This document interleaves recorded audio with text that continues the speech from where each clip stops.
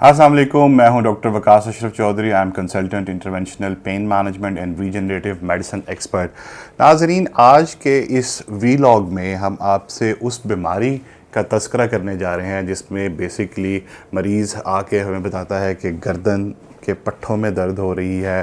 कंधे जो हैं वो शल हो रहे हैं और उसमें दर्द रह रही है, कमर के पिछले हिस्से में या ऊपर वाले हिस्से में और आपके कूल्हे के जोड़ों में अक्सर जो है वो दर्द रहती है। और वो बताते हैं आगे कि हमने एक्सरे भी करवाया और वो बिल्कुल ठीक है, हमने ब्लड टेस्ट भी करवाए हैं, वो भी बिल्कुल ठीक हैं। लेकिन जब उनसे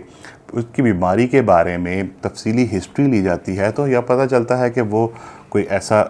आईटी वर्कर है या रिपीटेटिव जो है ना उसके कोई स्ट्रेन आ रहा है, कोई मुस्तकिल जो है वो डेस्क पे काम कर रहा है। जैसा कि हमने पिछले प्रोग्राम्स में भी बताया था कि अगर आप आईटी वर्कर हैं, अगर आप कंप्यूटर यूज़ कर रहे हैं, अगर आप स्टूडेंट हैं और अगर आप इवन हाउसवाइफ हैं या आप अगर इवन किचन में काम कर रहे हैं और आपका एक कांस्टेंट पोस्चर है, या अगर आप लंबे अरसे तक बैठ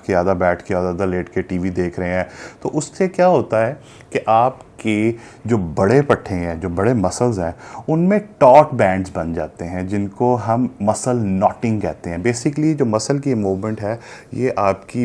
रगड़ की वजह से आपस में मसल जब मूव करते हैं तो वो स्लाइडिंग मूवमेंट होती है। वो इस तरह से कॉन्ट्रैक्ट और रिलैक्स नहीं करते। बेसिकली उसके अंदर छोटे छोटे फाइबर्स और फिलामेंट्स होते हैं जो आपकी क्रिस क्रॉस मूवमेंट्स या स्लाइडिंग मूवमेंट होती है। और होता ये है कि जब आप बहुत देर तक एक स्पेसिफिक पोस्चर में बैठे रहें, चाहे वो आप इस तरह से झुक के वो कर रहे हैं या आप इस तरह से मोबाइल यूजेज कर रहे हैं या आप इस तरह मोबाइल देख रहे हैं या बैठ के पढ़ रहे हैं, इवन अगर आप बहुत देर तक इस तरह बैठ के कुरान पाक पढ़ रहे हैं या आधा बैठ के आधा लेट के टीवी देख रहे हैं, उसकी वजह से होता क्या है कि ये मसल्स जो उनसे हैं, जो गर्दन को और अपर बैक को, जिसमें आपके अपर ट्रेपेजियस हैं, रोम्बॉइड्स हैं, स्ट्रेटस इंटीरियर्स हैं, आपके पेरिफॉर्मस के मसल्स हैं, ये एक कांस्टेंट स्ट्रेस में चले जाते हैं जिसकी वजह से ये एक कांस्टेंट कंट्रैक्शन फेज़ में चले जाते हैं। और अगर खुदा ना खास्ता आपको ऑलरेडी समटाइम्स फॉलिक एसिड की डेफिशिएंसी है, मैग्नीशियम की डेफिशिएंसी है या विटामिन डी की या कैल्शियम की डेफिशिएंसी है,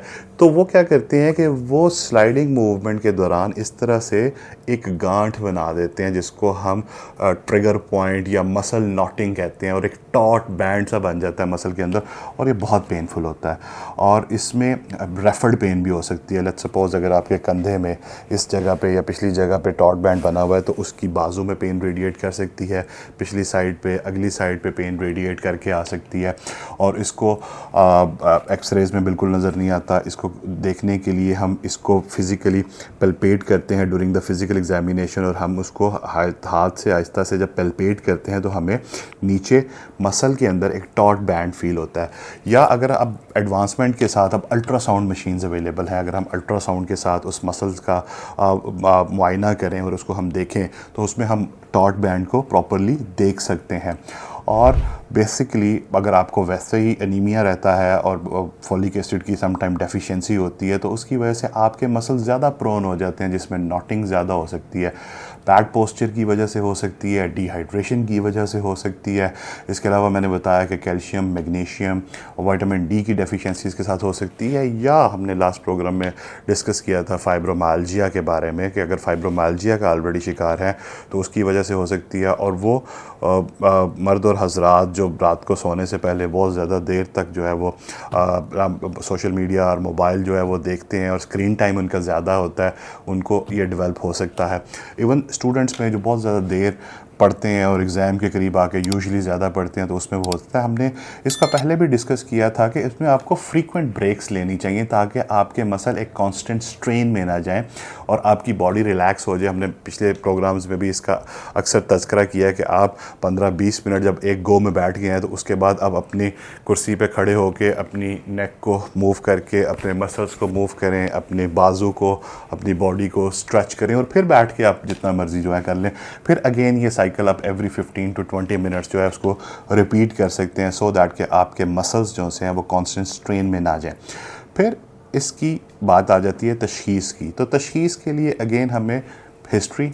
फिज़िकल एग्ज़ामिनेशन या समटाइम्स अगर अल्ट्रासाउंड की ज़रूरत पड़ती है तो वो हम उसके ज़रिए इसकी प्रॉपर तशख़ीस और डायग्नोसिस कर देते हैं। अब बात करते हैं कि मायोफेशियल स्पैज़म या ट्रिगर पॉइंट्स या मसल स्पैज़म जिसको हम कहते हैं, उसको ट्रीट कैसे किया जाता है। Again to start with non steroidal anti inflammatory drugs के साथ किया जा सकता है, मसल रिलैक्सेंट के साथ किया जाता है, थेराप्यूटिक मसाज, उसको अच्छी तरह से जो आप उस नॉट को अगर मसाज करें तो उसकी वजह से भी समटाइम्स नॉटिंग जो है वो ठीक हो जाती है, फिजियोथेरापी, एक्टिव लाइफस्टाइल, उन सब की वजह से। फिर मैंने आपको जो बताया कि आप फ्रीक्वेंट ब्रेक्स लें, स्ट्रेचनिंग एक्सरसाइजेस करें, उसकी वजह से फॉलिक एसिड की अगर डेफिशिएंसी है तो फॉलिक एसिड सप्लीमेंट लेने से, कैल्शियम, मैग्नीशियम, विटामिन डी की अगर डेफिशिएंसी है तो उनके सप्लीमेंट लेने से, डिहाइड्रेशन है अगर तो आप वाटर इनटेक अच्छा रखें, उसकी वजह से आपके मसल्स और आपके जो है वो डिस्क्स वो हाइड्रेटेड रहती हैं और वो एक कॉन्स्टेंट उसके डिहाइड्रेटेड फेज़ में नहीं जाती, तो उसकी वजह से इसे अवॉइड किया जा सकता है। फिर उसके बाद अपनी पोस्चर करेक्शन करने से। इन सब चीज़ों के बावजूद भी अगर आपके ट्रिगर पॉइंट्स ठीक नहीं हो रहे या आपके जो मायोफेशियल स्पैज़म हैं वो रिकरेंट है, इसका मतलब ये है कि वो बार बार हो रहे हैं, आपने बेहतर करवाए, अपने एक्टिव लाइफस्टाइल में आ गए, मसाज करवाया, बाकी चीज़ें ठीक की, आपने वो ठीक किया, लेकिन उसके बाद फिर वो कुछ देर के बाद फिर आ गए, तो उस सूरत में हम मिनिमली इन्वेसिव जिसमें आपकी ड्राई नीडलिंग है, जिसमें प्रोलोथेरेपी है, पीआरपी थेरेपी है, बोटॉक्स इंजेक्शन है, अल्ट्रासाउंड गाइडेड, अब तो एडवांसमेंट इतनी आ गई है कि हम ultrasound guided PRP, prolotherapy, dry needling या even botox injection ultrasound guided उस ट्रिगर पॉइंट के अंदर करते हैं। उससे ना सिर्फ वो ट्रिगर्स या नॉटिंग खुल जाती है बल्कि उस मसल को भी हील होने का मौका मिल जाता है। और कुदरत का एक कानून है कि जो भी चीज़ हर्ट होने के बाद दोबारा रिपेयर होती है वो पहले से ज़्यादा मजबूत होती है। इसकी एग्जांपल ये है कि अगर खुदा न खास्ता किसी को फ्रैक्चर हो जाए और जब उसकी कैलस बनता है, उसकी हड्डी दोबारा से रीमॉड्यूलेट होती है तो वो पहले से ज़्यादा मजबूत होती है। ये एक लॉ ऑफ नेचर है कि जब भी आपकी कोई चीज़ में जब कट लगता है, आपने देखा होगा कि जब अगर जल्द में कोई कट आता है तो उसके ऊपर एक पपड़ी से जम जाती है और उसके बाद वो वाली स्किन आपकी बाकी स्किन की निस्बत थोड़ी ज़्यादा मोटी होती है। तो आपके जो मसल्स बनते हैं, जो आपके मसल्स ग्रो करते हैं, जो आपकी रीबिल्ड करते हैं आफ्टर प्रोलोथेरेपी और पीआरपी, तो वो पहले से ज़्यादा मजबूत होते हैं। तो ये वो चंद एहतियाती तदाबीर हैं। सबसे पहले prevention is better than the cure, कि आप एहतियात करें ताकि आपको मायोफेशियल मसल स्पैज़म या आपको ट्रिगर पॉइंट्स डेवलप ही ना हो। लेकिन अगर खुदा ना खास्ता डेवलप हो गए हैं और रिकरेंट इन नेचर हैं, बार बार हो रहे हैं, तो मिनिमली इंटरवेंशन प्रोसीजर्स के साथ और स्पेसिफिकली इसमें बहुत ज़्यादा हाई एविडेंस है प्रोलोथेरेपी प्लस पीआरपी की, अगर उसको हम अल्ट्रासाउंड गाइडेड करें तो वो आपको हो सकता है कि काफ़ी लंबे अरसे तक इसकी वीकनेस ना हो और some times even there is a possibility कि ये हमेशा के लिए बेहतर हो जाए। तो ये वो चीज़ें हैं जिनसे आप अपने मायोफेशियल मसल स्पैज़म का, ट्रिगर पॉइंट्स का प्रॉपरली ना सिर्फ डायग्नोज करें बल्कि उसका इलाज और ख़ातिर खा इलाज भी कर सकते हैं। हमेशा अपनी जो पेन है अगर वो 3 महीने या उससे पुरानी हो चुकी है तो सबसे पहले खुदारा उसका डायग्नोसिस प्रॉपरली करवाएं और उसके बाद उसके इलाज की तरफ जाएं। दर्द को समझना, दर्द की एक्चुअल तशख़ीस करना ही उसके मुनासिब इलाज की तरफ पहला कदम है। खुश रहें, आबाद रहें, पाकिस्तान जिंदाबाद। अल्लाह हाफ़िज़।